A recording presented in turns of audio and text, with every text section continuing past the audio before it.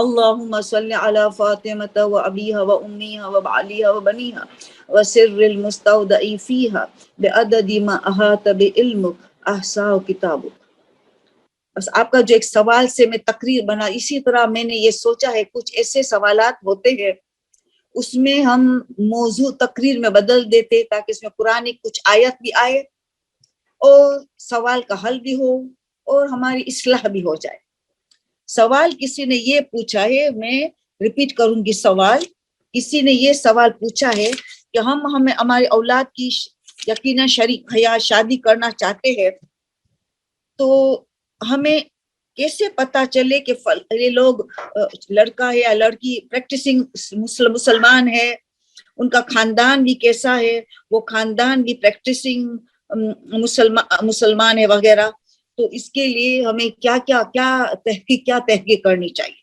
تو اس میں میں تقریری تیار کر لیتی ہوں، اس میں درمیان میں سوال کا جواب بھی آٹومیٹیکلی آ جائے گا. ٹھیک ہے نا. ہمیں پہلے یہ دیکھنا ہوتا ہے شادی کا مقصد، ہم ابھی 2 دن پہلے بات ہوئی تھی، مگر اس سے بھی پہلے ہمیں جاننا چاہیے کہ زندگی کا مقصد کیا ہے. اس کے اندر بھی شادی کا مقصد ہمیں جاننا چاہیے. تو اس کے مطابق انتخاب ہمارے کیا ہدف کیا ہے، جو ہمارا پھر ہدف کیا ہوتا ہے اس کے مطابق ہم شریک حیات بھی چنتے ہیں. تو یہ ساری چند آیتوں کو ہم ملائیں گے تو پھر ہمارا یہ موضوع واضح ہو جائے گا. تو پہلی چیز تو مشہور و معروف ہے سورہ مومنون کی 23 نمبر کا سورہ، جن کا پہلا رکوع مولا نے پیدائش کے ساتھ پڑھا تھا. ان کی 115 آیت 115 آیت میں مشہور و معروف ہے بسم اللہ الرحمن الرحیم افحسبتم انما خلقناکم عبثا وانکم الینا لا ترجعون. کیا تم یہ سمجھ رہے ہو، کیا گمان رکھتے ہو کہ تمہیں بے مقصد پیدا کیا گیا ہے، کیا تمہیں ہمارے پاس پلٹ کے آنا نہیں ہے. ایک چھوٹی آیت میں 2 سوال ایک ساتھ. اللہ واضح کر رہا ہے کہ ایک مقصد حیات ہے، وہ دل و دماغ میں رات دن 24 گھنٹہ رہنا چاہیے تو ہی ہم اس دنیا میں کامیاب ہوں گے. اور شادی کی تو پتہ چلے کہ شادی کی تو وجہ سے یہ ہے کہ میکسیمم زندگی شادی میں گزرتی ہے. 25 سال تک تو آج کے پہلے زمانے تو 14 15 16 17 سال شادی کرتے تھے. آج کے زمانے میں 21 22 23 25 تک ہو جاتی. تو 25% مئی کے زندگی گزاری جاتی ہے.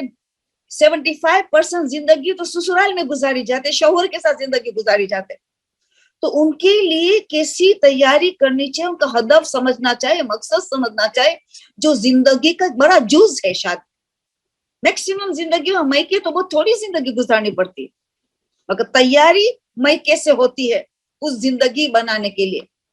تو پہلے مقصد حیات ہم نے سمجھا کہ اللہ کہتے میں نے آپ کو خاص مقصد کے لیے پیدا کیا. کیا آپ سمجھتے ہو ابس پیدا کیا وداؤٹ اینی پرپز؟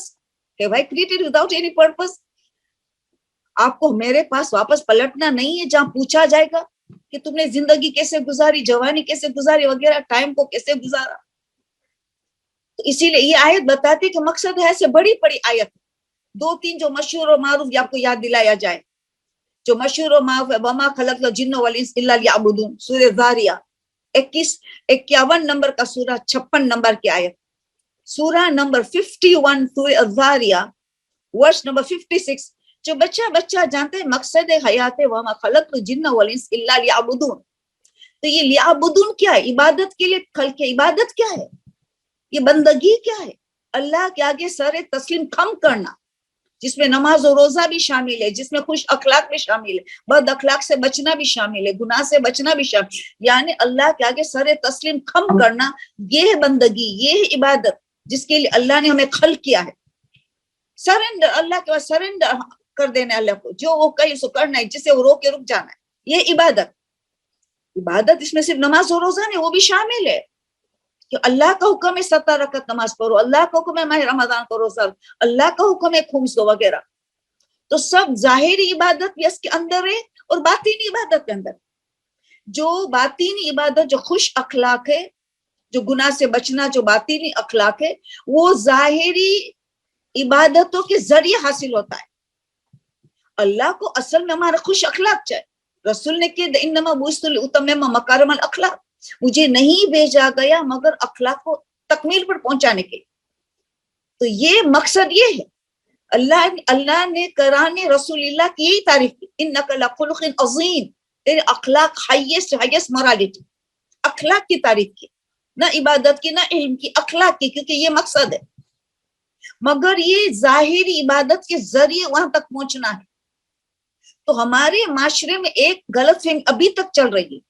دینداری کس کو کہا جاتا ہے؟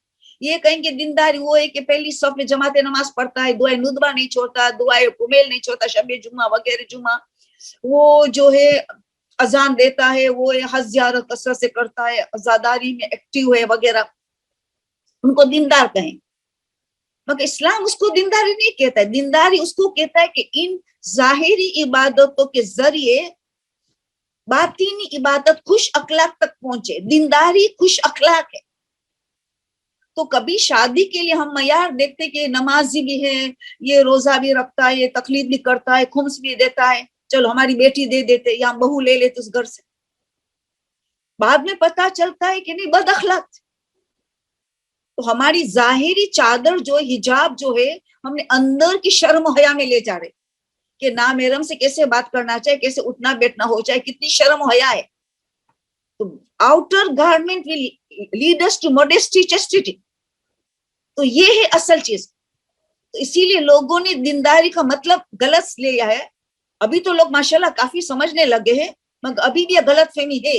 اس میں وہ شوہر کے انتخاب میں یا بہو کے انتخاب میں ناکامیاب ہوئے، کیونکہ کبھی دیکھتے دیندار لوگوں کی شادی خراب ہو گئی، ناکامیاب ہوئی، کیونکہ ان کے ظاہر عبادت تھی، اندر کی نہیں تھی. دیکھا وہ نماز اول وقت پڑھتا ہے، نماز بعد جماعت پڑھتا ہے، دعائے ندبہ کمیل نہیں چھوڑتا، مگر گھر میں غصہ کرتا ہے، گالی گلوچ کرتا ہے، چیختا ہے. جہاں شیطان کا آمد و رفت ہوتا ہے، جہاں ملائکہ دور ہو جاتے، گھر میں بلائیں مصیبتیں نازل ہوتی. دیکھا اب معاشرہ ان کو دیندار کہتا ہے کہ نماز میں پہلی صف میں پہنچ جاتا ہے، کیونکہ گھر کی نہیں پتا، ان کو خود کو پتا ہے، گھر والے کو پتا ہے کہ تو بد اخلاق، دینداری نہیں ہے ان کے پاس. تو اس میں ہمیں اس پہ غور و فکر کرنا ہے آج کے تقریر میں، کہ ہمیں پہلے تو یہ دیکھا جائے کہ مقصد خلقت عبادت ہے. ہم نے سمجھ لیا عبادت کا میننگ ہے ہر چیز جو اللہ چاہے وہ انجام دو اللہ کی خوشنودی کے لیے، ہر چیز سے بچو اللہ کی خوشنودی کی خاطر، گناہ سے بچو، ہر میں اللہ کا پریزنس اور پلیزر ہو. یہ ہمارا مقصد ہے. بار بار بات ہوتی ہے، اس کی ریپیٹیشن ہے یہ. مگر کئی جگہ میں ہے اللہ نے، جیسے سورہ ملک ایک مثال، الذی خلق الموت والحیات لیبلوکم ایکم احسن عملا. ہم نے موت و حیات اس لیے خلق کیا تمہیں آزمایا جائے کون عمل میں احسن ہے، who is best in deeds. تو جگہ جگہ ایک آزمائش کے لیے ہم پیدا ہوئے، مختلف آیتیں ہیں عبادت کے لیے، آزمائش کے لیے وغیرہ وغیرہ، اللہ کی رحمت حاصل کرنے کے لیے وغیرہ وغیرہ، مختلف آیتوں. تو یہ مقصد حیات ہے. تو پتہ یہ چلا کہ یہ امتحان کے لیے ہم پیدا ہوئے، تو قدم قدم امتحان ہوتی ہے، اور سب سے بڑی امتحان شادی کے زندگی میں ہوتی ہے، کیونکہ شادی کی زندگی turning point of life, turning point of life. گھر بدلتا ہے، عادت بدلنی پڑتی ہے، خاندان بدلا ہے، زبان کبھی بدلنا پڑتا ہے، یعنی کئی چیز میں تبدیلی لانی پڑتی ہے. ایک شادی کے بعد مائکے کی زندگی میں سے لے کے ایک ہجرت ہوئی ہے، ایک مائکے سے لے کے ایک ہجرت ہوئی ہے سسرال جانے کے، تو کئی چیزوں میں تبدیلی لانا پڑتی ہے. دوستوں میں تبدیلی، ٹائم میں تبدیلی، دوستوں کی میں کمی کرنی پڑے گی، بیوی بچوں کو ٹائم دینا پڑے گا، والدین کو زیادہ ٹائم دیتے تو ابھی ٹائم شیئر کرے گا بیوی بچوں میں بھی، یعنی اتنی تبدیلی لانا پڑتی ہے. تو اس کے لیے ہمیں سب سے بڑی ذمہ داری پہلی کیا ہے؟ معرفت خدا. ہم سارے تسلیم ہم کب کریں گے اللہ کے آگے؟ ہم آزمائش میں احسن عمل میں کامیاب کب ہوں گے؟ جب جس کے لیے عبادت کرتے، جس کے لیے عمل صالح کرتے، ان کو پہچانے. معرفت خدا، معرفت اللہ. یہ اس ورنہ سورہ بقرہ میں اللہ نے کہہ دے 165 میں، الذین آمنوا اشد حبا للہ، مومن کی پہچانے کہ اللہ سے اشد، شدید ترین محبت، سپرلیٹیو ڈگری، اشد، شدید محبت. اب یہ شدید محبت کس سے آئے گی؟ شدید محبت ہوگی تو اللہ کے مصیبت میں بھی اللہ سے راضی، خوشی میں بھی راضی، کیونکہ اللہ سے شدید محبت. مگر شدید محبت کب پیدا ہوگی؟ جب اللہ کے معرفت حاصل کیا. تو یعنی مقدمہ ہے یہی آیت اللہ ناصر مکارم شیرازی سورہ طلاق کی آخری آیت 12ویں نمبر آیت بھی نمبر دیکھو کتنا بابرکت نمبر ہے. سورہ طلاق 65 نمبر کا سورہ ہے، 12ویں نمبر کی آیت ہے، جس میں آیت اللہ ناصر مکارم شیرازی فرماتے ہیں کہ تربیت ہو نہیں سکتی انسان کو جب تک اس آیت میں جو اللہ ہم سے کیا چلی تعلمو، مگر کہاں سے لی تعلمو سے شروع نہیں، پہلے اللہ اپنی معرفت کروائی، اپنی قدرت، اپنا علم. کس طرح؟ اللہ الذی خلق سبع سماوات، یہ کر کے کہا کہ سبع سماوات والارض بینہما تعلمو، یہ بعد میں لی تعلم. اللہ الذی خلق سبع سماوات ومن الارض مثلہن، 7 آسمانوں کو پیدا کیا، خلق کیا، اور 7 زمینوں کو. یا ڈیٹیل نہیں بتاتی، اس کی بھی بہت تفسیر ہے 7 کا مطلب کیا، اس کو چھوڑ دیتی ہوں. یہ موضوع میں نہیں جانا، مجھے تدبر میں نہیں جانا ہے، مجھے جاننا ہے صرف معرفت خدا میں کون سی صفات اہم ترین ہے. تو یہ کہ اللہ نے خلق کیا سبع سماوات ومن الارض مثلہن، ومن الارض مثلہن یعنی وہ بھی 7. پھر کیا کیوں؟ پھر کہا یتنزل الامر بینہن، یتنزل الامر بینہن، یتنزل نازل کرتے امر، حکم، اپنے فرمان، بینہن یعنی زمین و آسمان کے درمیان اپنے سارے حکم تکوینی، اپنا آرڈرز، اپنے فرمان نازل کرتا ہے. سارے زمین اور آسمان، 7 زمین 7 آسمان سب اللہ کے تابع ہے، اللہ نے ان کو خلق کیا ہے. جو حکم دیتا ہے اس کے حکم فرمان کے مطابق اس عمل میں عمل پیرا ہوتے ہیں. تو پھر کیوں اللہ یہ ہمیں کہتا ہے ابھی لی تعلمو پہ جو زور ہے، تاکہ تم جانو، لی تعلمو ان اللہ کل شیء قدیر، تاکہ تم جانو اللہ ہر چیز پہ قدرت رکھتا ہے، کل شیء قدیر ہے، قادر ہے. آیت یہاں ختم نہیں ہوئی، وَأَنَّ اللَّهَ قَدْ أَحَاطَ بِكُلِّ شَيْءٍ عِلْمًا، اور ہر چیز پہ علم رکھتا ہے، اس کا علم وہ ہر جگہ پھیلا ہوا ہے، ہر چیز پہ علم محیط ہے، ہر چیز اس کے علم سے سراؤنڈیڈ ہے. تو اسی لیے آیت اللہ ناصر مکرش اللہ کے تو کتنے صفات ہے، خالی جوشن کبیر میں 1000 صفات ہے، 99 تو اسماء حسنہ ہے، یہ سب ان کی صفات ہے. مگر یہ 2 صفات کے لیے تعلمو جاننا واجب ہے، اللہ کے طرف سے حکم ہے، ہمیں جاننا واجب ہے، اس سے قبل کہ ہم عبادت اور آزمائش کو سمجھے کہ اللہ کل شیء قدیر ہے، کل شیء علم ہے، قادر ہے اور عالم ہے. صفات ثبوتیہ ہم جب بچپنے میں سیکھا تو یہ 2 صفتیں ہمیں سکھائی گئی تھی کہ اللہ قادر ہے، اللہ عالم ہے، علیم ہے، قادر ہے. کیوں؟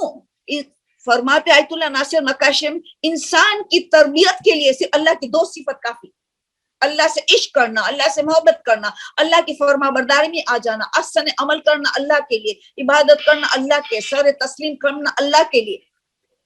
یہ 2 صفات کو انسان سمجھ چکا.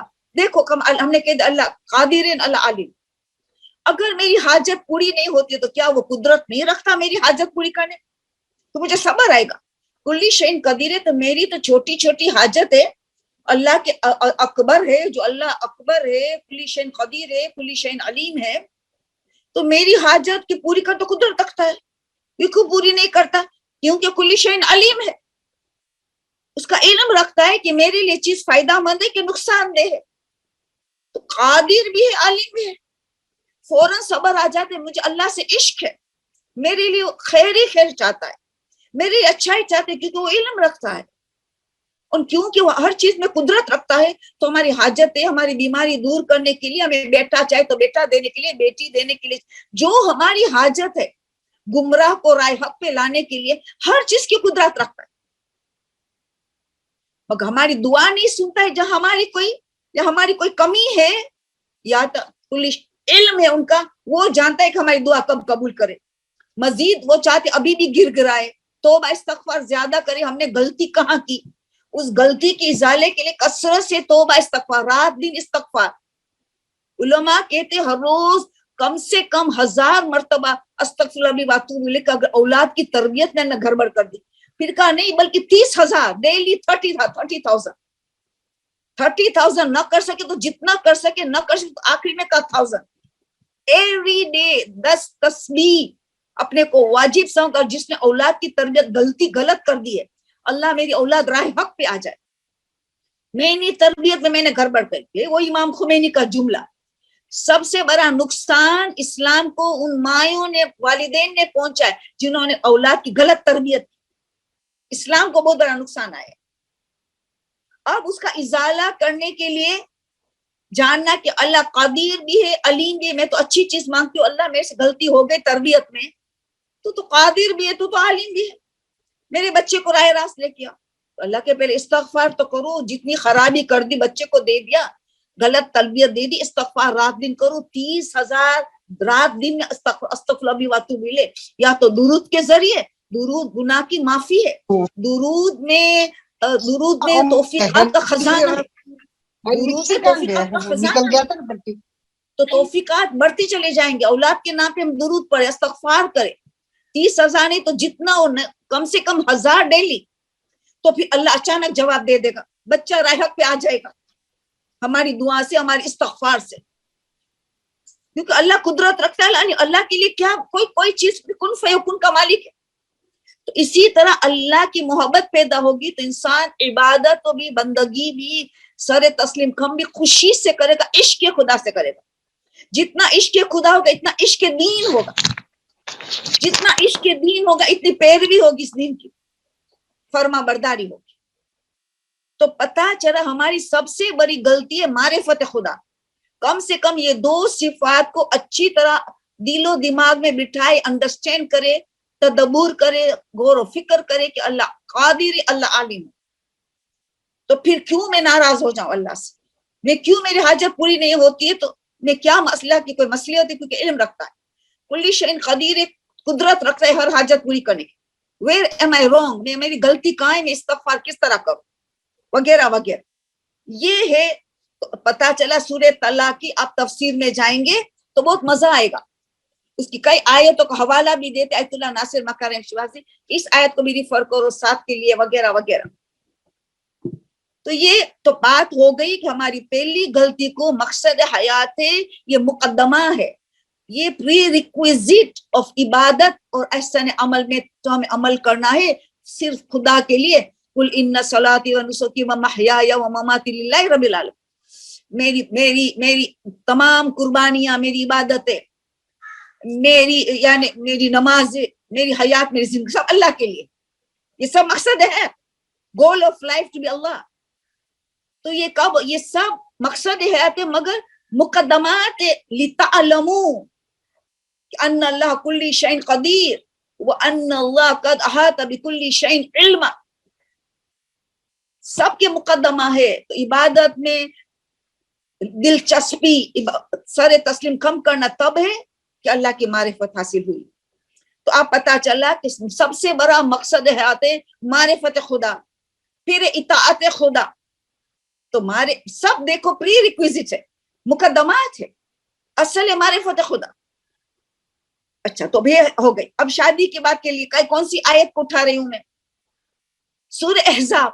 این عاشورے کے دن نماز میں پڑھا جانے, بار بار میں یاد دلاتی ہوں.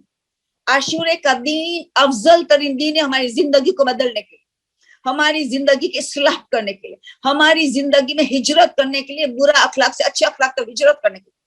عاشورے کا دن, اس میں جو سورہ پڑھوانے کی عبادت کا حکم ہو, وہ ہمارے لیے بہت بڑی سعادت ہو سکتی ہے اگر ہم اس پہ عمل پیرا ہو جائیں. تو اس کی 28 اور 29 ورسز پہ ہم غور کرنا ہے. بظاہر اللہ کو اپنی ازواج سے خطاب ہے, تمہارے ازواج کو کہو, مگر علماء مفسرین نے قرآن آپ دیکھیں قیامت تک ایک اصول اللہ نے بتا دیا, کیونکہ قرآن قیامت تک کے لیے ہے. یہ آیت خالی نبی کی ازواج کے لیے اس زمانے کے لیے نہیں ہے، قرآن قیامت تک کے لیے۔ تو ہر آیت میں دیکھنا ہے کہ ہمارے لیے کیا میسج ہے، اللہ ہمیں کیا واٹس ایپ کرتا ہے، کیا میسج اللہ ہم نے۔ تو 28 آیت میں اللہ کہہ رہا ہے یا ایھا النبی، اے میرا نبی، کل ازواجک، تیری ازواج جو ہے شریک حیات ہے تیری، جتنی 7 8 9 جو ہے تیری شریک حیات ہے، یا نبی کل ازواجک ان کنتن تريدن اللہ ان تريدن الحیات الدنیا وزینتها، اگر یہ رسول ان کو کہہ دیجئے ان کنتن تريدن الحیات الدنیا وزینتها، اگر ان کو ازواج سے کہہ دیجئے ان کو دنیا اور دنیا کی زینت چاہیے، دنیا کی آرائش چاہیے، دنیا کے ٹھاٹ ماٹ چاہیے، دنیا کو ایک تفریح سمجھ لینا، مزے کی زندگی سمجھ لینا، ٹھاٹ ماٹ جاؤ حشمت سب اس میں آ جاتا ہے۔ اے میرا حبیب یا نبی، اے میرا نبی، کل ازواجک ان کنتن تريدن الحیات الدنیا وزینتها فتعالین امتعکن سراحا جمیلا،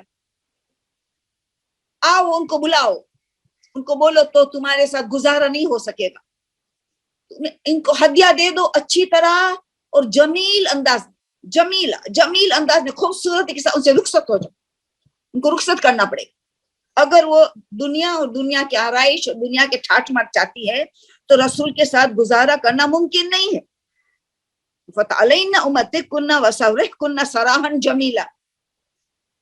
پھر 29 آیت واضح کرتے دوسری بات، مگر کہہ دو ان ازواج کو، دوسرا پوائنٹ کیا کہہ دو، وَإِن كُنتُنَّ تُرِيدْنَ اللَّهَ إِن كُنتُنَّ تُرِيدْنَ اللَّهَ وَرَسُولَهُ وَدَارَ الْآخِرَةِ، ہاں مگر ان کو یہ بھی کہہ دو ان كُنتُنَّ تُرِيدْنَ اللَّهَ، اللہ چاہتا ہے، وَرَسُولَهُ وَدَارَ الْآخِرَةِ، ان کو اللہ چاہیے، ان کو رسول چاہیے، ان کو آخرت کا گھر چاہیے۔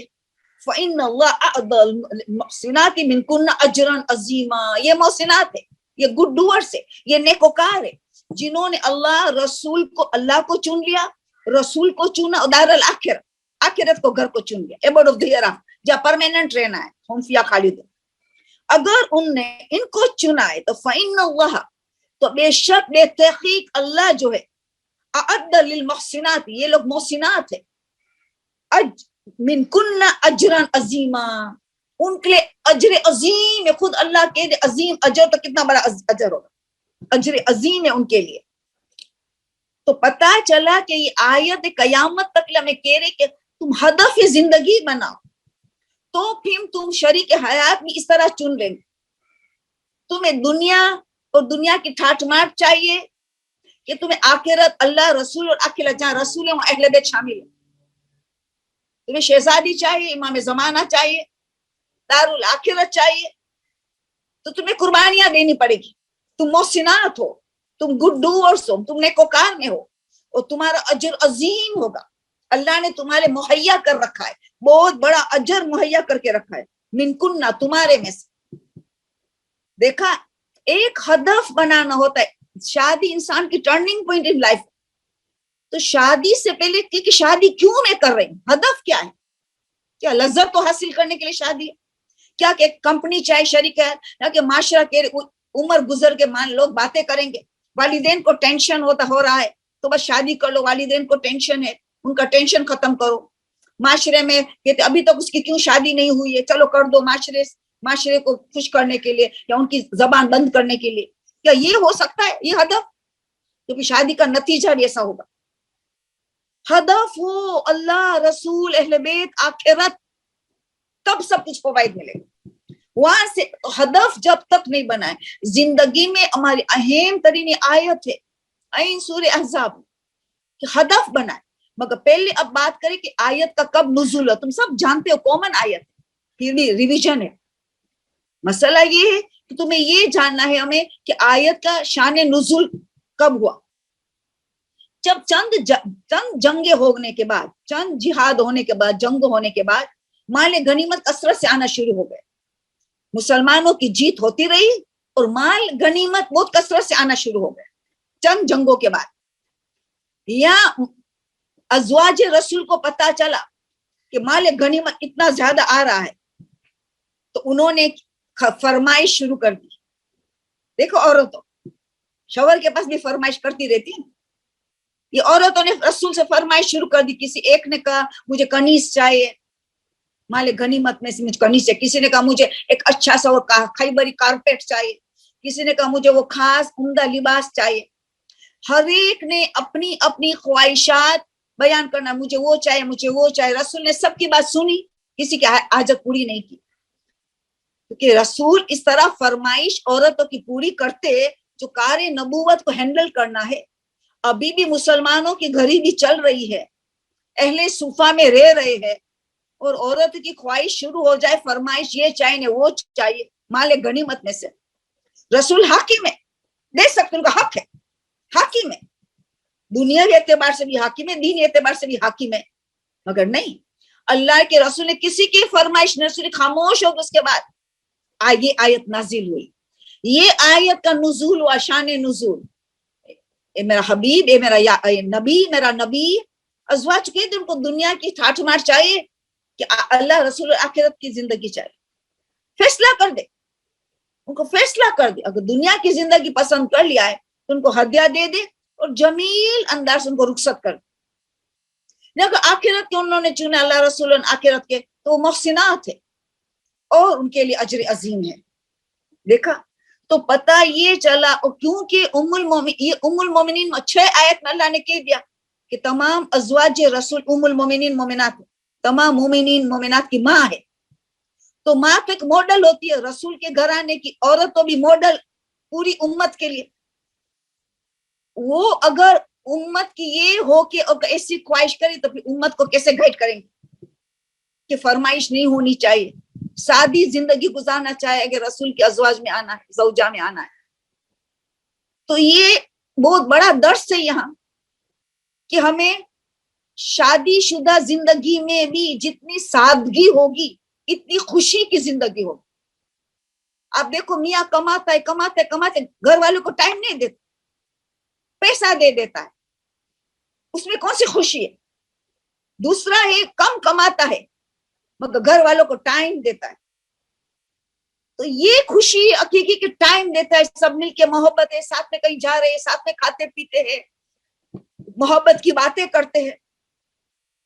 کم کماتا ہے، سب چیز نہیں ملتی ہے مگر اہم ترین چیز یہ ہے. آج کی دنیا لوگ کیا دیکھنے جاتے ہیں؟ یہ کیا ڈگری حاصل کی؟ مال.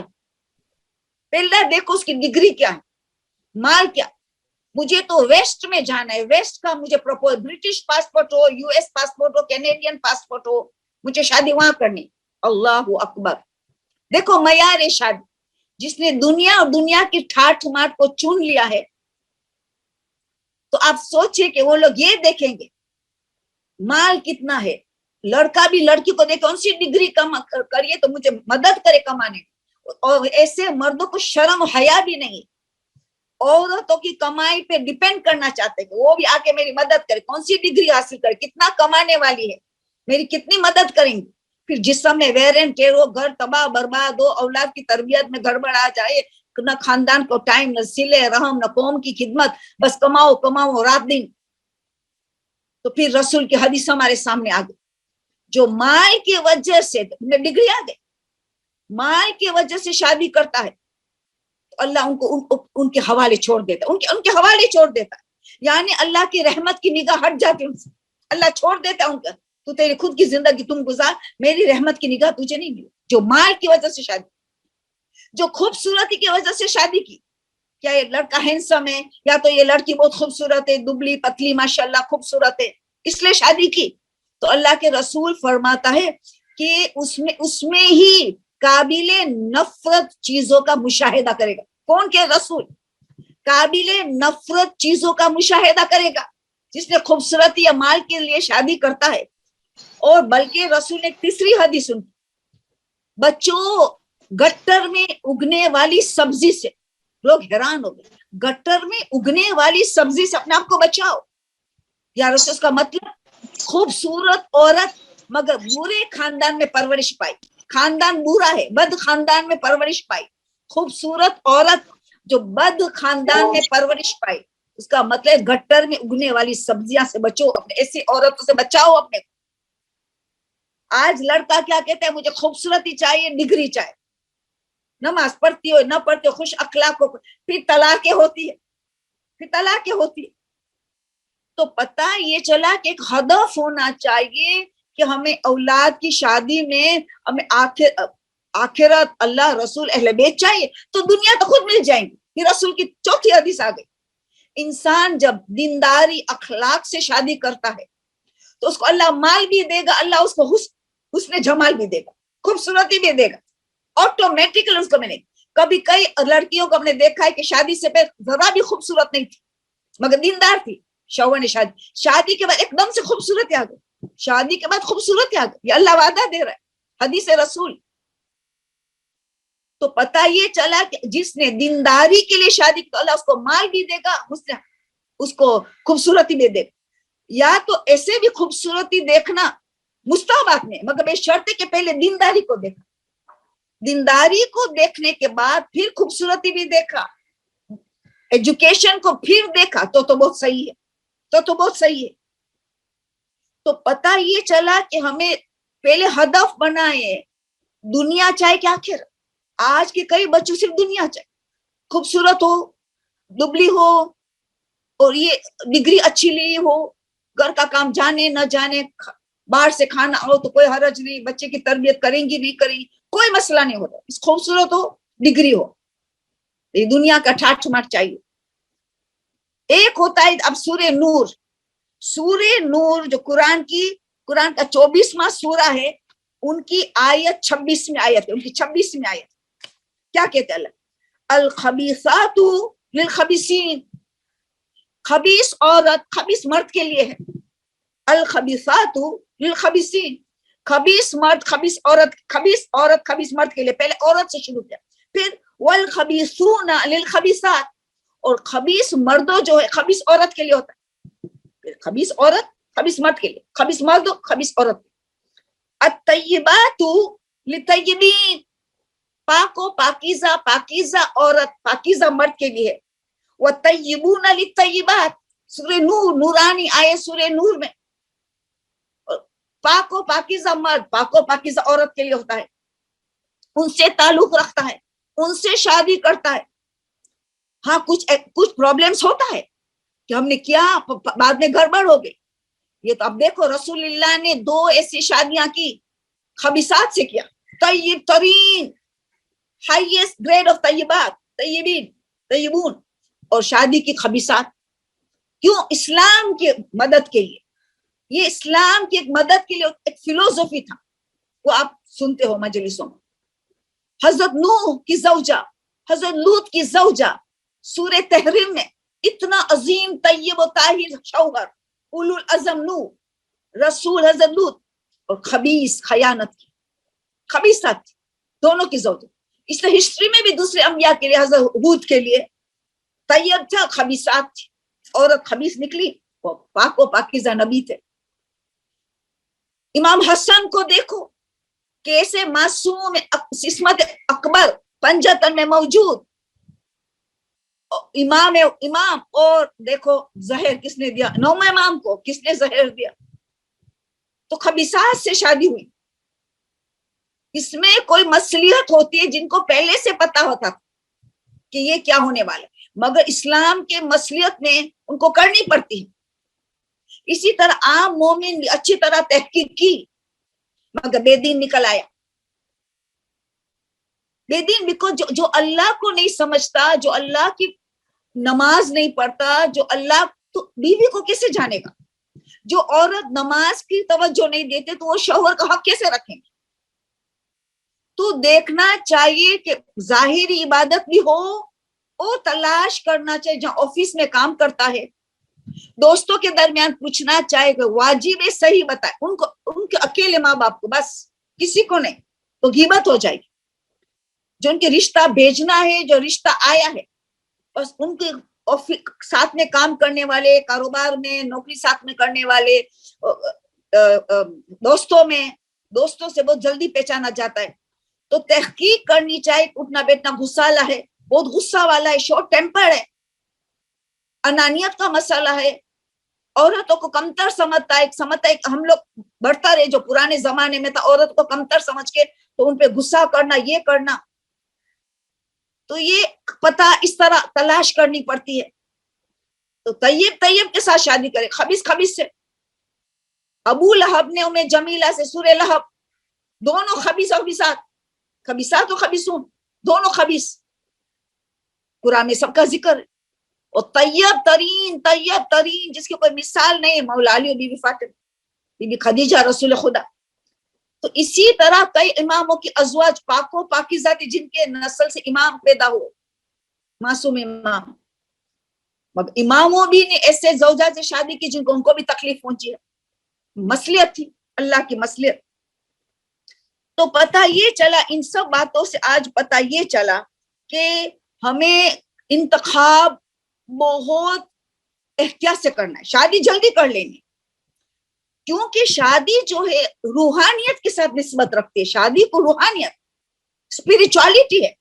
کتنی حدیث ہے کہ شادی کیا تو آدھا ایمان بچ گیا, شادی کیا تو آدھا تقوی حاصل ہو گیا, کیونکہ برے خیالات, نامحرم سے دوری وغیرہ وغیرہ, شرم و حیا, کتنی چیز بڑھ جاتی ہے. آدھا ایمان کا, آدھا تقوی کا. اور نوجوان نے شادی کی تو 2/3 ایمان کو بچا لیا, 2/3 تقوی کو بچا لیا. وہ جتنا ینگ شادی کیا 2/3 سب اسپرچولیٹی. 2 رکعت شادی شدہ پڑھتا ہے, غیر شادی سے 70 رکعت برابر ہے. وہ 70 رکعت پڑھتا ہے, وہ صرف 2 رکعت پڑھتا ہے شادی شدہ. وہ دونوں افضل, بلکہ افضل کہا. بلکہ امام صادق نے کہا جو 2 رکعت نماز شادی شدہ کی, غیر شادی شدہ کی, پوری رات شبیداری کی نے, دن میں روزہ رکھا, اس سے بھی افضل یا اس سے برابر. پوری رات شبیداری, دن میں روزہ رکھا, وہ 2 رکعت پڑھا شادی شدہ. یہ ساری باتیں کیا بتاتی ہے کہ شادی سے نسبت اسپرچولیٹی ہے, روحانیت ہے. تو ہدف بنائے اسپرچولیٹی, کیونکہ اللہ میاں بیوی کنیکٹڈ ہے, ٹرائنگولر ریلیشن شپ. اللہ یہ مودت کا رحمت, اللہ یہ مودت ڈالتا ہے, اللہ یہ رحمت ڈالتا ہے دونوں کے درمیان. اللہ کے ساتھ رابطہ رہے تو اسپرچولیٹی ہے شادی روحانی ہے. اس سے اچھی نسل پائیں گے. اگر طیبین طیبات سے شادی کی تو اچھی نسل ہوگی جو اسلام کو کام آ جائے گی, جو قوم کو خدمت خلق میں کام آ جائے گی. پاک اولاد پیدا ہو جائیں جو ہمیں امام زمانوں کو سپرد کر سکے. تو آپ نے دیکھا کہ یہ اسپرچولیٹی ہے, روحانیت ہے شادی. اصل دنیاوی چیز آٹومیٹیکلی مل جائے, بات بار بار ہوتی ہے. دنیا کی مثال سایہ کی مانی, سایہ کے پیچھے جاؤ تو سایہ دور ہوتا ہے, اس کو منہ موڑو تو دنیا پیچھے آتی ہے. تو دنیا بہت ایک حقیر سی چیز ہے. تو اگر ہم نے ہدف اللہ, رسول, اہل بیت اور آخرت کو رکھا تو ہم یہ نہیں دیکھیں گے خوبصورت ہے کہ نہیں.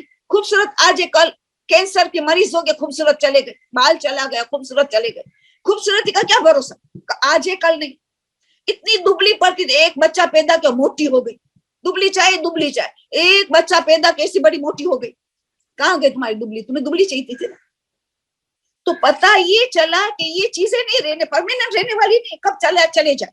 پرماننٹ لینے والی دیندار, خوش اخلاق, اس سے انسان شادی کرتا ہے. معیار کیا ہونا چاہیے, تو ہدف بنائے دنیا کی ٹھاٹ مار چاہیے کہ آخرت چاہیے, اللہ رسول اہل بیت چاہیے. یہ محسنات ہے. تو نہ ڈگری کی شادی کرے, نہ ڈگری سے شادی کرے. شہزادی خدیجہ طاہرہ نے اس سے شادی کی, معاشرے کے اعتبار سے غریب یتیم, اللہ کا محبوب ترین سے شادی کی. معاشرہ بائیکاٹ کر دیا, کسی کی پرواہ نہ کرے. تو یہ سارے نمونہ ہے نمل. اور شادی کا اہم مقصد کیا ہے, ایک تو لتسکنوا الیہ, گھر کو سکون کا گہوارہ بنانا. اولاد, کیونکہ ماں پہ زیادہ ڈیپینڈ کیوں ہے کہ 9 مہینہ پیٹ میں وہ رکھتے, ان کی اثرات زیادہ آتا ہے. دودھ وہ پلاتی ہے, اس کے ساتھ اٹیچ ہے. ماں کے پیر کے تلے جنت ہے, ان کی گود درسگاہ ہے, نبوت اور امامت کا کام کرتی ہے. تو وہ اپنی ذمہ داری میں کوتاہی نہ کرے اس دنیا کی غلط محبت میں. اس دنیا کی غلط محبت میں بہت پچھتانا پڑے گا. تو اہم ترین چیز ہے اولاد کی تربیت. تو ہمارے خوش اخلاق ہمارے میں ہوں گے تب. حضرت ابراہیم نے اپنے بیٹے اسماعیل کو طلاق دینے کو کہہ دیا. کیوں؟ قناعت نہیں تھا, کنٹینٹمنٹ نہیں تھا. قناعت اس ماں میں نہیں ہے تو بچوں میں بھی نہیں ہے. مٹیریلسٹک بنا, یہ تحفہ لے دو, یہ گیمز لے دو, ہر وقت بچے کو لے دے دو, یہ بائسکل لے دو, یہ اسکوٹر لے دو, ہر وقت لے دو. یہ مٹیریلزم, یہ مٹیریلسٹک ہو جائیں گے. یہ کوئی تربیت, غلط تربیت ہے. یہ غلط راہ میں غلط بیاں ہے. یہ محبت نہیں ہے. یہ تربیت میں گڑبڑ ہوئی ہے. ایسے لڑکے شادی پھر کرتے, لڑکیاں ایسی شادیاں کرتی ہے تو سیٹسفائی نہیں ہوتی ہے, قناعت نہیں ہوتا ہے, کانٹیکٹ میں نہیں ہوتا ہے, ہر چیز میں کمی نظر آتی ہوں. غلط تربیت. تو کفو ہونا چاہیے, کافے واو, کفو. کفو دیکھنا چاہیے کہ دونوں کا ایجوکیشن دیکھنا چاہیے, کمپیٹیبلٹی ہو, ہم آہنگی ہو, ہم آہنگی, کمپیٹیبلٹی ہو. ایسا نہ ہو کہ لڑکی نے میٹرک کیے اور لڑکا نے بھی ایچ ڈی ماسٹرز کر دیا, اور وائس ورسا, لڑکی نے ماسٹر پی ایچ ڈی کر لیا اور لڑکا نے میٹرک کیا ہے, انٹرنیٹ بالکل 4 5 فارم 6 تک کیا. تو یہ بھی پرابلم ہو جائے. عمر میں بہت زیادہ فرق نہ ہو, 6 سال تک اوکے, کیونکہ 9 سال سے لڑکی بالغ ہوتی ہے, 15 سال سے لڑکا بالغ ہوتا ہے. 6 5 4 اس سے زیادہ بہت عمر میں فرق نہیں ہونا چاہیے آج کے خاص زمانے میں. پرانے میں تو سب چل جاتا تھا. تو ایجوکیشن دیکھا جائے, عمر دیکھا جائے, دینداری دیکھا جائے, سب یہ چیزیں دیکھنی پڑے گی تحقیق کے ذریعے, دوستوں کے ذریعے, جہاں کام کرتا ہے وہاں سے محنت کریں. شادی جلدی کرو مگر انتخاب میں ٹائم لو, یہ سب سے بڑی ہماری ذمہ داری. اور جو ذہنی مریض ہے, وسوسہ ہو, شک کی بیماری ہو, گھر کے پیچھے پاگل ہو, گھر کی صفائی کے حد سے زیادہ, تو وہ گھر میں سکون نہیں لا سکتی, گھر کی صفائی میں ڈوب گئی ہے اتنا زیادہ. تو یہ وسوس عورت مانی چاہیے.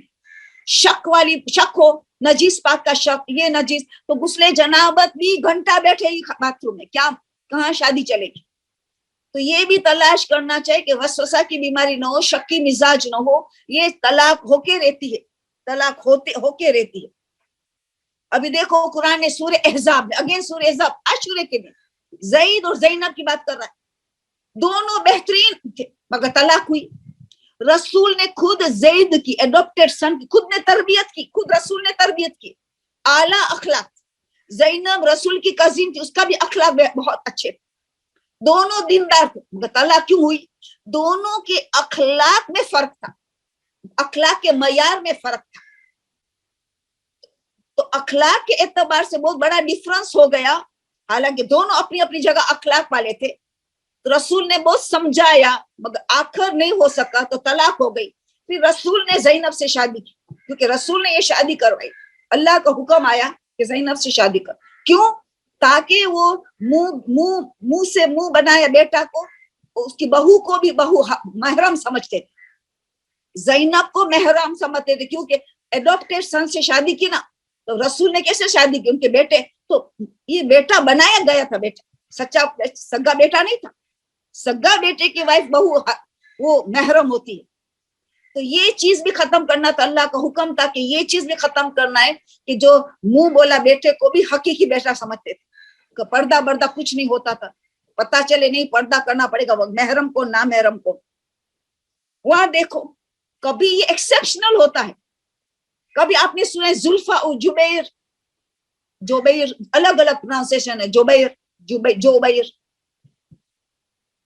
خوبصورت ترین تھی زلفا, وہ بدصورت تھا کمپلیٹ. جوبر کمپلیٹلی بدصورت تھا. وہ مالدار ترین تھی, وہ غریب شخص تھا, بالکل غریب. وہ بہت بلند خاندان کی تھی زلفا, اس کا خاندان نامعلوم تھا. رسول نے شادی کروائی. کیوں؟ دینداری اور خوش اخلاق اور ایمان کفو تھا, دونوں کا ایمان, دونوں کا اخلاق, اور ظاہری عبادت باطنی عبادت, وہ معیار تھا. ہیپی کپل رہی بہت. جو بھائی کا انتقال ہوا تو ان کے لیے اتنے رشتے جاری ہو گئے کہ رسول کی रसूल ने शादी की थी, ऐसी खूबसूरत औरत ने कैसे कबूल की? इतने सारे रिश्ते आने शुरू हो गए। तो पता ये चला कि कुछ एक्सेप्शनल केसेस नजर आता है शरीयत, मगर हमने क्या क्या देखना चाहिए हमें ये बताया गया। तो कफू बहुत इंपॉर्टेंट है कि किस तरह हम देखेंगे, और माल और खूबसूरती को नहीं देखना चाहिए। पहले दीनदारी को, खुश अखलाक को देख लिया, फिर कोई बात नहीं, फिर हम खूबसूरत और माल को भी देख सकते हैं, डिग्री को भी देख सकते हैं, प्रोवाइडेड वो हमारा हदफ न हो, वो बाद वाला हदफ हो। क्योंकि पहले शादी में देखो, जैसे नमाज की बुनियादी शर्त है वुजू, बुनियादी शर्त है वुजू, और कमाल शरत है खुजू खुशू हुजूर कल, कमाल शरत, नमाज की कमाल शरत। तो कमाल में हम कॉम्प्रोमाइज कर लेंगे अगर उसमें कमाल नहीं है, लड़के में या लड़की में कमाल नहीं है, मगर बुनियादी सिफात है।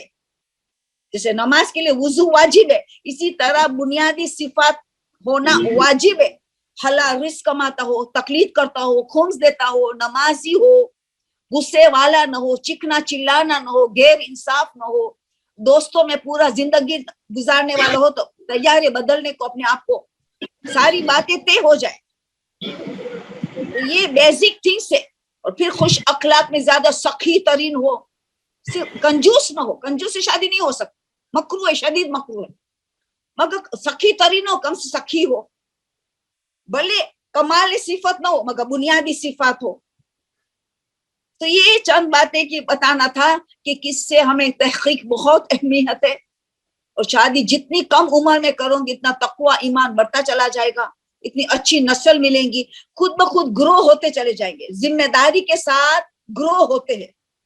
जैसे क्योंकि पहले अकेले रहते तो सेल्फिश होते, खुद गर्जी होते, शादी के बाद कितनी जिम्मेदारियां आ गई, तो खुद ब खुद जिम्मेदारियां के साथ वो लोग खुश अखलाक भी होते, दीनदार भी होते, जिम्मेदारी का एहसास होते, लाओबाली नहीं होते, ये सारी चीजें। इसीलिए कहते शादी को देर मत करो, तो आदत हो जाएंगे अकेला अकेला रहने में, फिर जिम्मेदारियों को निभाना मुश्किल हो जाती।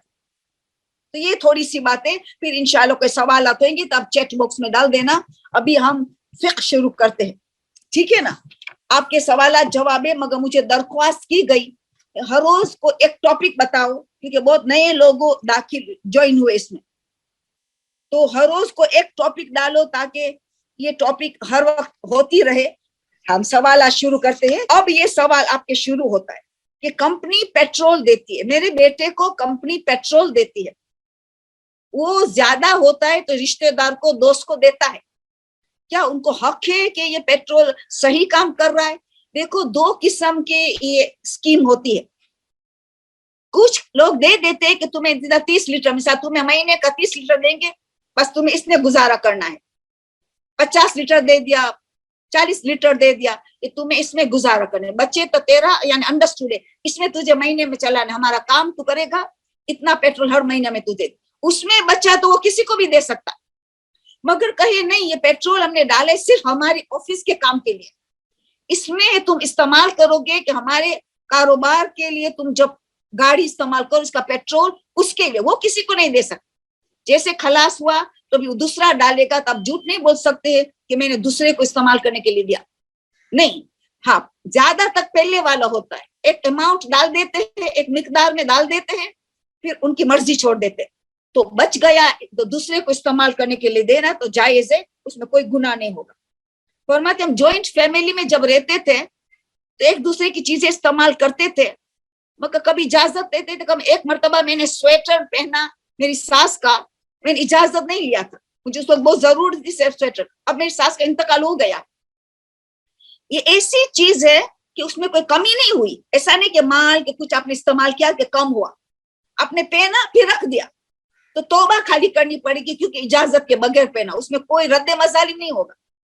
मगर हाँ, कोई उसकी खाने पीने की चीज को, ऐसी चीज का पैसा इस्तेमाल कर दे इजाजत के बगैर, समझो आपने 200 रुपया इस्तेमाल कर लिया उनका इजाजत के, अब वो औरत मर गई है तो उनको उरसा को कहना पड़ेगा। जरूरी नहीं कि उरसा का बताए, आपका एब बताए कि मैंने 200 रुपया उनका उठा लिया, उनको बोलना कि ये आपके अम्मी का मेरे पास रह गया है, 200 रुपया मेरे पास रह गया है, तो आप उरसाओ, तकसीम कर दो आपस में, भरोसा वाला वारिस को बताए। ورثہ کوئی نہیں مل رہا ہے تو پھر رد مظالم میں جائے گا, پھر رد مظالم, آخر میں رد مظالم. ورثہ مل رہا ہے تو رد مظالم میں نہیں جا سکتا, ورثہ نہیں مل رہا ہے تو رد مظالم. تو مگر خالی استعمال کی تو توبہ ہے کہ کوئی کمی نہیں ہوئی, وہی سویٹر وہی سلامت ہے, کوئی پرابلم نہیں. اچھا, پھر اس نے کہا کہ پرفیوم جو میں نے لیا تھا اس کا کچھ بچ گیا ہے, قیمتی پرفیوم ہے, مگر کیونکہ مارکیٹ میں لین دین نہیں. آیت اللہ سستانی فرماتے کہ مارکیٹ میں یہ لین دین ہو, ادھورا بچ گیا, اس میں مارکیٹ ویلیو ملے, مارکیٹ میں آپ بیچنے جاؤ تو اس کی کوئی قیمت ملے, تو اس قیمت پہ خمس ہے. مگر مارکیٹ میں بیچنے جاؤ تو کوئی لینے والا بھی نہ ہو اور رائج بھی نہیں ہے, مارکیٹ میں یہ بیچا سیکنڈ ہینڈ کلوتھنگ بیچا جاتا ہے وغیرہ, اس پہ اگر رہا تو خمس ہوگا. مگر یہ بچا ہوا پرفیوم کا لین دین نہیں ہے تو خمس بھی نہیں ہے. پھر میں نے پرفیوم خریدا, نیا پڑا ہے, میری خمس کی تاریخ 31 دسمبر ہے, اور میں ورکنگ وومن ہوں, ان کی تو خمس کی تاریخ فکس کرنا واجب ہے. تو یہ نیا پرفیوم پہ تو خمس واجب ہوگا 31, بھلے گفٹ ملا ہے. آیت اللہ خوئی سستانی دونوں کہتے گفٹ پہ خمس ہے, وہ تو خمینی خمینائی کہتے گفٹ پہ خمس نہیں ہے. تو جو آیت اللہ خوئی اور سستانی میں ہے تو گفٹ خمس کی تاریخ آگے چاہے 1 مہینے پہلے کسی نے دیا, کیونکہ ورکنگ وومن کے لیے واجب ہے تاریخ معین کرنا.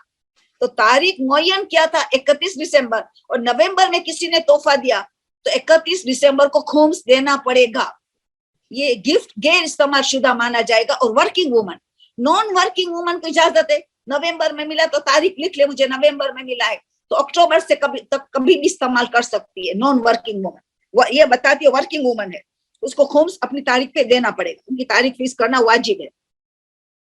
وہ آپ نے یہ کہا کہ دکان میں مال, پاک مال سے آپ نے بزنس کرتے ہو تو پھر خمس دوبارہ نہیں ہوگا, کیونکہ جو بچا مال ہے وہ پاک مال ہے, کیونکہ آپ نے مال خریدا پاک پیسے سے, بچا ہوا پاک ہے. وہ کہتے اس کے علاوہ کوئی زکوٰۃ کچھ نہیں, خیرات کرے, اللہ نے دیا ہے, صدقہ دے, لوگوں کی مدد کرے, اچھا عمل کرے, خیرات وغیرہ ثواب ملے گا, مگر کوئی ذمہ داری نہیں ہے. اچھا, کہتے امام زمانہ کو میں نے پارٹنر بنایا, میں بزنس کر رہی, امام زمانہ کو پارٹنر بنائے. ہر روز میں 20% جو میں نے کمایا اس میں سے الگ کر دیتی امام زمانہ کے ہر روز. تو یہ ہر روز کرتے ہوئے غریبوں کو دیتی ہوں, خیرات کرتی ہوں, اچھے کام کرتی ہوں امام کے پیسے سے. مگر میری خمس کی تاریخ آئی تو کچھ پیسے بچ گئے. امام زمانہ کا جو پارٹنر بنائی ان کا پیسے الگ رکھتی تھی اور خیرات نیکیاں کرتی جاتی تھی اس پیسے میں. میری خمس کی تاریخ آ گئی تو امام زمانہ کا جو میں الگ کرتی تھی اس میں بچ گیا, خمس دینا پڑے گا. کیوں؟ ابھی تک آپ مالک ہو, بھلے امام زمانہ کے نام پہ آپ دے رہی ہو, مگر ہے آپ ابھی تک مالک. وہ آپ نیکی کرے, مستحب ہے کہ امام زمانہ کو پارٹنر بنانا, ان کے نام پہ نیکی کرنا. مگر اگر جو امام زمانہ کا پیسے بچ گیا تو وہ آپ مالک, سوائے کہ آپ نے مجتہد وکیل کی اجازت لے کہ امام زمانہ کا مال میں الگ ہی رکھ دیتی ہوں, تو پھر اس میں خمس نہیں ہوگا, وہ خیرات میں جاتا رہے. اگر آپ نے جس طرح صدقہ, جب تک آپ نے اجازت نہیں لیے نہ مجتہد نہ وکیل سے, تو آپ کا مانا جائے گا, بھلے نے آپ نے الگ رکھ دیا, اجازت چاہے. اسی طرح امام زمانہ میں بھی آپ کو وکیل اور مجتہد اجازت نہیں لی تو آپ ہی مالک مانی جائیں گی, اور اس میں خمس دینا پڑے گا جو امام کے انویلپ میں جو بچا ہوا ہے. خمس کی تاریخ آ گئی. میرے قضا روزہ باقی, کیا میں منت رکھ سکتی ہوں؟ نہیں. آیت اللہ سستانی منع کرتے ہیں, دوسرے مہاراج اجازت دیتے ہیں, مگر آیت اللہ سستانی فرماتے قضا روزہ ہو تو منت نہیں مان سکتے. مگر مسئلہ نہیں پتا تو منت مان لی تو پہلے قضا روزہ سارے کمپلیٹ کرو, اس کے بعد منتی روزہ رکھنا, کیونکہ آپ نے منت مان لی. للہ علیہ کر کے سیگا پڑا زبان سے, اللہ کا نام لے کے آئے, جو منت کی شرائط ہے پوری شرائط اتر رہی ہے. روزہ رکھنے کے قابل بھی تھے, اللہ کا نام لیا, سیگا زبان سے بھی پڑا, تو واجب ہو گئے منت.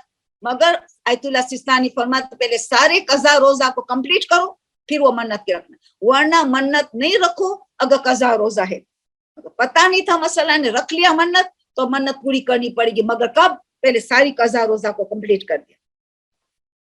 کہ ویئرنگ رنگ ان 4 فنگر اور فرسٹ فنگر اور مڈل فنگر, یہ میں نے بہت مرتبہ بتا چکی, مگر سوال دوبارہ آئے, نئے لوگ جوائن ہوئے ہیں.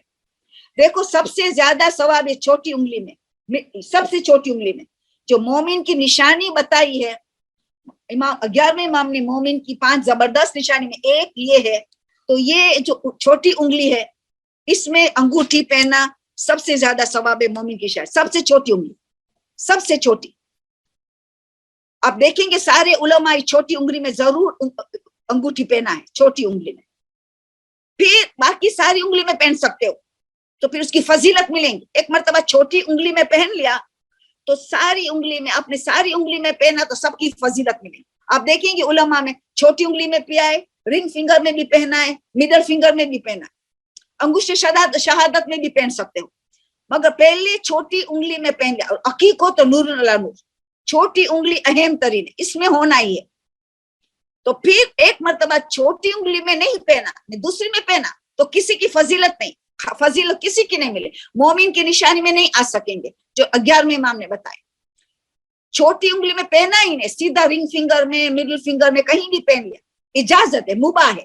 ثواب نہیں ملے گا، فضیلت نہیں ملے گی، مومن کی نشانی میں بھی نہیں ہے، معتبر حدیثوں سے ثابت ہے. تو ان کو کیا کرنا ہے؟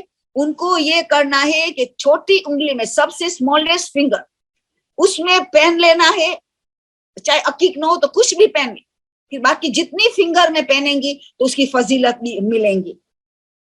تھوڑا ریپیٹ کرتی تھی کہ کچھ لوگوں کے سمجھنے میں الگ الگ ہو. وہی کہتی ہے مرحوم والدین کو خواب میں بہت اچھی حالت میں دیکھتے، مگر مرحومہ نے بتایا کہ یہاں مصروفیت ہے میری.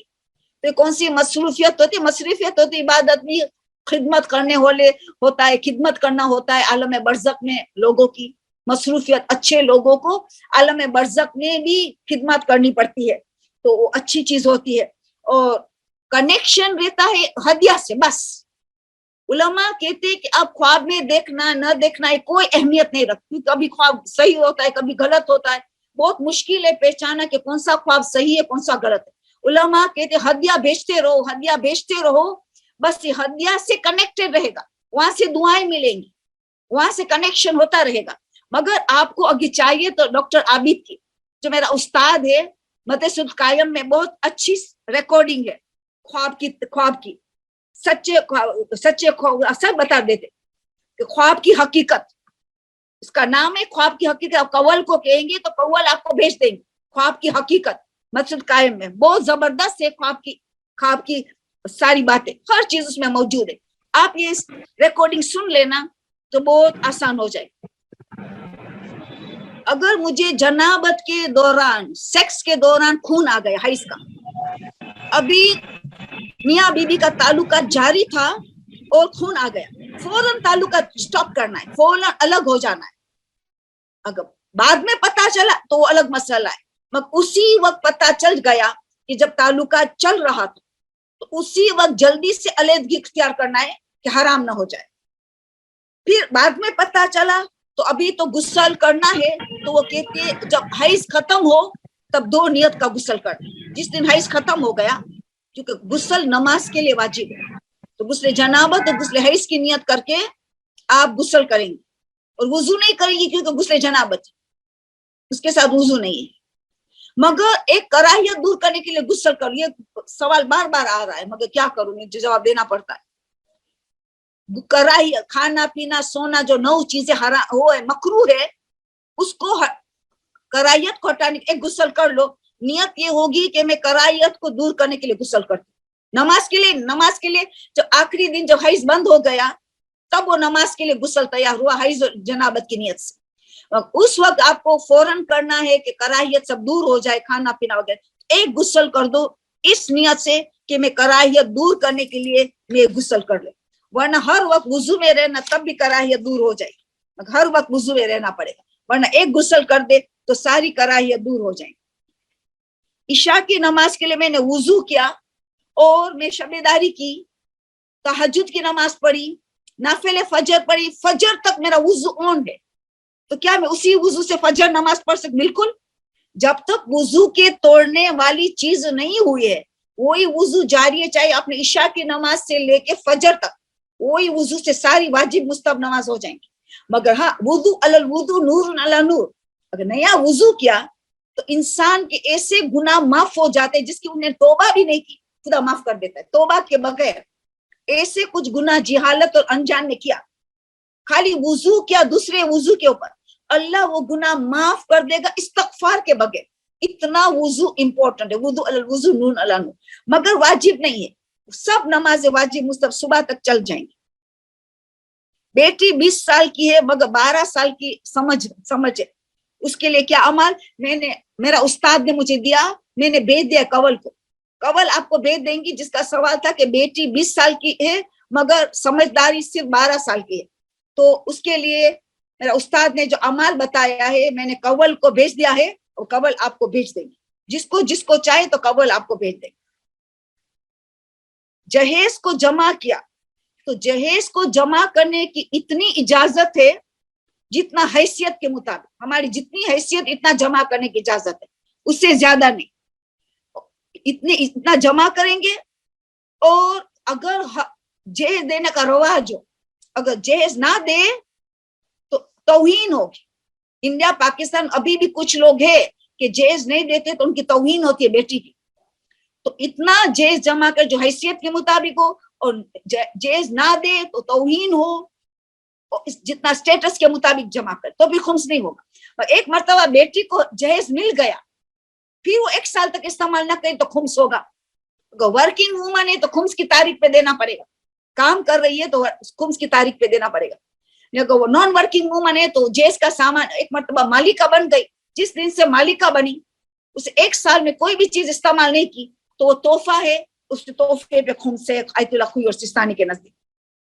اوکے, لڑکے کے لیے بھی اسی طرح, لڑکے کے لیے بیٹے کے لیے چیز جمع کرتے تو اس کو تو خمس دینا پڑے گا. بیٹے کے لیے شادی کے لیے چیزیں جمع کی, 1 سال ہوا تو خمس دینا پڑے گا, یا خمس کی تاریخ آ گئی تو خمس دینا پڑے گا. اب میں جاب کرتی ہوں اور میرے ہسبینڈ پورے میرے اخراجات اٹھاتے ہیں. میں جاب کرتی ہوں, میرے شوہر سارے اخراجات میرے شوہر اٹھاتے ہیں, تو میری پوری سیلری میں سیونگز میں جاتی ہے. تو میں اس سے سونا خریدتی ہوں پوری سیلری سے, میرا جو کماتی ہوں سے. تو کیا میرے پاس اتنا گولڈ جمع ہوا ہے تو کیا میرے پر حج واجب ہو جائے گا؟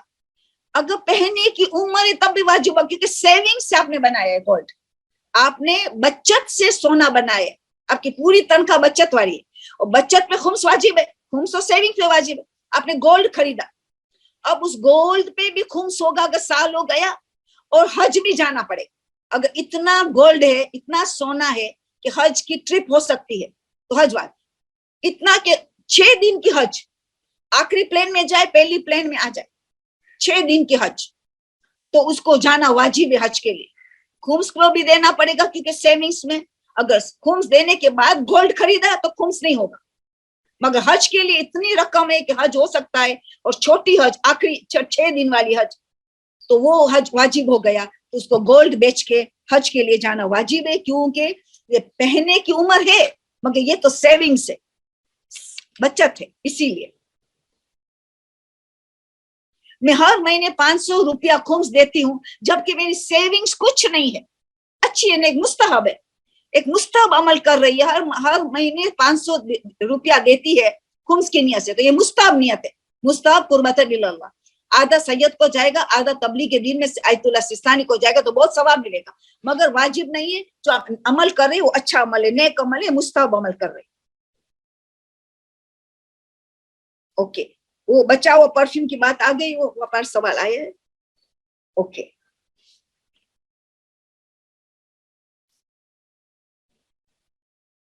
اوکے, زیادہ تک ہو گیا سوال, زیادہ تک سوال ہو گیا. ابھی کسی کا 1-2 سوال ہے تو پھر ہم کلاس کو بند کرتے ہیں.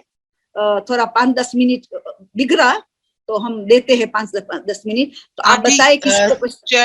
ہاں جی, چیٹ باکس میں کچھ کوشچنز آئے ہوئے ہیں, ان میں جو کچھ ارجنٹ ہیں یا آج کے ٹاپک سے ریلیونٹ ہیں, کسی نے مجھ سے درخواست کی ہے تو میں وہ آپ سے پوچھنا چاہوں گی. اور جی, اور باقی کی جو بھی کوشچنز ہیں میں آپ تمام لیڈیز کو آلریڈی بتا چکی ہوں. Don't you worry, I am going to send all your questions to auntie. تو ہمارے پاس ایک سسٹر ہے, شی از گوئنگ فار زیارات of Iran and her concern is please I want to know the امال فار دا نماز جماعت, basic احکام فار دا نماز جماعت دیر. تو ظاہر کے لیے ایران کی زیارات یا کسی ملک کی زیارت کے جاتے ہیں تو جماعت نماز کے احکامات کیا ہوں گے؟ نماز جماعت کا تو آپ کو تو بیسک کی جان ہے, کیونکہ آپ شیعہ شیعہ جگہ میں جا رہے ہو جہاں شیعہ پیش امام ہوتا ہے, سنی پیش امام ہو تو سورہ پڑھنا پڑتا ہے, اور ٹائم کا بھی خیال کہ ہمارا ٹائم بھی شروع ہو گیا, اور بعد جماعت نماز پڑھنے کو, جمعہ کی نماز سنی پیش امام کے پیچھے نہیں پڑھ سکتے. اور پہلے سوال ریپیٹ کرتا ہوں, مجھے کہا گیا کہ سوال ریپیٹ کر, کیونکہ ریکارڈنگ میں آپ لوگوں کی ریکارڈنگ نہیں آتی. میں ریپیٹ کرتی ہوں کہ کوئی ایران عراق کی زیارت کے لیے جا رہا ہے تو بیسک جماعت کے نماز کے مسائل پوچھ رہے, جماعت کے نماز کے سوال حد سے زیادہ ہے ثواب, تو ان کو بیسک کم سے کم آنا چاہیے کہ وہ کب جوائن ہو, جب شروع میں ہی جوائن ہو جائے, کیونکہ ابھی اتنا ٹائم تو نہیں ہے, تو آئندہ انشاءاللہ جماعت نماز کے مسائل بیان کروں گی انشاءاللہ, ایک ایک ٹاپک ہمیں لینا ہے.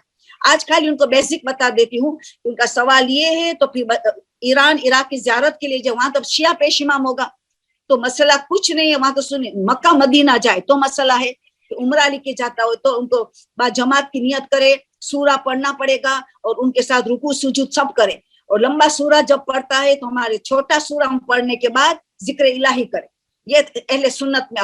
مگر یہ ایران عراق کا پوچھا ہے تو وہاں تو بس پیش نیت کرنے میں بعد جماعت پریزنٹ پیش امام کے پیچھے پڑتی ہوں, جو پتہ ہونا وہی نیت ہے. اللہ اکبر جب پیش امام کر دے پھر ہمیں تکبیر کریں گے, پیش امام کے بعد تکبیر کریں گے, پھر سورہ میں خاموش رہیں گے. اگر دوپہر کی نماز ہے, ظہر اثر مغرب عشاء فجر کی ہے تو ہم سورہ سنیں گے, غور سے سنیں گے, اس کا ترجمہ پہ تفکر کریں گے. تو سورہ نہیں پڑھا جا سکتا, نماز جماعت میں سورہ نہیں پڑھا جا سکتا, یا خاموش یا ذکر الہی. جب پیش امام رکوع میں جائے پھر ہم رکوع میں جائیں گے, وہ سمیع اللہ کرے پھر ہم سمیع اللہ کریں گے, ہر چیز ان کے بعد کرنا ہے. ہائی یہ ثواب اس میں. سجدے میں چلے جائے بھلے نیچے تک ہم چلے جائیں گے, مگر سجدے میں پیشانی مہر پہ تب رکھیں گے جب ان کا ذکر شروع ہوا. تو بس یہ خیال کرنا ہے کہ نیت با جماعت پڑھ رہی ہوں, جب پتہ ہونا وہی نیت ہے. اور تکبیرۃ الاحرام اس کا کرنے وہ کر لے, پیش امام کر لے, پھر ہم کریں گے. سورہ میں یا خاموشی یا ذکر الہی, رکوع سجود سب ان کے ساتھ, مگر بعد میں کرنا ہے, پیش امام چلے جانے کے بعد کرنا ہے. بس یہ تھوڑا سا میں بتائی ہوں آج, بس آئندہ کروں گی, میں شارٹ میں بتا رہی کیونکہ اتنا ٹائم نہیں ڈیٹیل میں بتاؤں. جی آنٹی, کوشچن ہمارے پاس آیا ہے کہ is there any دعا اور any اعمال can be performed to get love and attention care of husband, کیونکہ ابھی ہم نے آج میرج کا ٹاپک ڈسکس کیا تو اس سے ریلیونٹ میرے پاس بہت سے سوال ہیں. دو انٹر کنیکٹڈ کوشچن ہیں. ایک یہ کہ کفو بھی تھا اور سب کچھ تھا, لیکن اب بعد میں شادی کے آپ کو بظاہر کچھ چیزیں نظر نہیں آتی ہیں, سمجھ میں نہیں آتی ہیں, ظاہراً اتنا ڈیٹیل میں نہیں آپ سمجھ سکتے. شادی کے بعد میں اب وہ محبت چاہتی ہیں, پیار چاہتی ہیں, افیکشن چاہتی ہیں ہسبینڈ کی, جو کہ نہیں مل رہی. تو اس کے لیے ایک تو دعا چاہیے, اور دوسرا سوال یہ ہے کہ وہ یہ دیکھ رہی ہیں کہ اگر شادی ہوگی اور بعد میں پتہ چل رہا ہے کہ کفو نہیں ہے, لیکن اپنے ایک مومنہ ہونے کی حیثیت سے انہیں شادی کو اچھے, وہ چاہتی ہیں کہ اس میں محبت بڑھے, وہ چاہتی ہیں کہ شادی سکسیسفل رہے, وہ چاہتی ہیں کہ پروردگار کی جانب سے محمد و آل محمد کے تو فعل ان کی شادی کو اللہ جو چاہے کر سکتا ہے. کفو نہیں بھی تھا, اب شادی کو کئی سال گزر گئے, اب معلوم ہو رہا ہے, تو کیسے اس شادی میں جان لائی جائے, اس میں پھر ایک لائف لیس ہو کے رہ گئی شادی, کیسے اس کو بہتر بنایا جا سکتا. سوال میں ریپیٹ کرتی ہوں, پہلے سوال ریپیٹ کرتی ہوں. سوال یہ آیا ہے کہ شادی سے پہلے کفو نظر آتا تھا, کمپیٹیبلٹی سب نظر آتی, مگر شادی کے بعد دیکھا گیا کہ محبت اور پیار نہیں ہے جو مین چیز ہے, بیسک نیسیسٹی ہے کہ محبت اور پیار ہونا چاہیے میاں بیوی میں, وہ نہیں ہے. تو اب اس کو پیار محبت کو بڑھانے کے لیے بہت سی دعائیں معلوم نے بتائی, بہت سی دعا, بہت سے اعمال بتائے, کیونکہ بہت امپورٹنٹ ہے. جب میاں بیوی ایک دوسرے کو محبت سے دیکھتے تو اللہ دونوں کو محبت سے دیکھتا ہے. اتنی ساری حدیث سے کہ میاں بیوی کی محبت کے دار و مدار اولاد کی تربیت ہو, جتنی دونوں میں محبت زیادہ ہوں گی اتنی اولاد کی تربیت بہتر سے بہتر ہو. تو بہت سی دعا انشاءاللہ ہم ان لوگوں کو فوٹو کاپی بھیج دیں گے, بہت سی دعائیں انشاءاللہ, جیسے ہم بھیجتے اکول جیسے کوشچن بھیجتے, ہم ساری دعائیں وغیرہ کی فوٹو کاپی بھیج دیں گے, تو آپ کو کوئی وہاں سے مل جائیں گی. جس نے سوال پوچھا ہے آپ کول سے لے لینا, ہم انشاءاللہ کاپی بھیج دیتے ہیں. بہت سی باتیں بتائے معصومین نے. جی آنٹی, فردر جتنے بھی کوشچنس ہیں وہ انشاءاللہ میں آپ کو سینڈ کر دوں گی. آج کی میٹنگ کو یہیں پر, کیونکہ شب جمعہ ہے, عبادات کرنی ہوں گی سب کو, تو اس کو یہیں پر اینڈ کرتے ہیں. جی جزاک اللہ. ہاں جی, جو ہماری 10 منٹ چلے گی وہ میں نے قضا پیمنٹ کر لیا. بس انشاءاللہ ہم دعا کرتے خدایا جو ہم علم حاصل کر عمل عمل پیرا ہو, خاص کر کے ہمارے گھر کو جنت بنائے, میاں بیوی کے درمیان محبت, والدین اولاد کے درمیان میں محبت, ہر ایک کی رزق میں برکت, ہر ایک کی زندگی میں برکت, ملائکہ کا آمد و رفت ہو, رسول اور اہل بیت ہم سے راضی و خوشنود رہے, ایسا گھر کو سکون کا گہوارہ بنائے, ایسی اولاد ہم تربیت کرے کہ ہمارے امام زمان ہم سے راضی و خوشنود ہو جائے. آج ہم دل سے دعا کر, شب جمعہ بھی ہے داخل ہونے والا ہے, خدایا ہماری سب کی جو حاجت ہے کہ ہماری اصلاح ہو, ہم بہتر انسان بنے, ہم خوش اخلاق پیدا ہو, جو ہمارے معصومین کو ہم خوش کرے, اللہ کی خوشنودی حاصل کرے. خدایا ہماری توفیقات میں اضافہ کر, ہماری توفیقات سے ہمیں مال و مال کر دے کہ ہم جو علم حاصل کر اس عمل پیرا ہو جائے, ہمارے گھروں کو جنت بنائے, ہمارے گھروں کو ایسا بنائے کہ اللہ تو راضی ہو جائے, رسول اہل بیت راضی ہو جائے.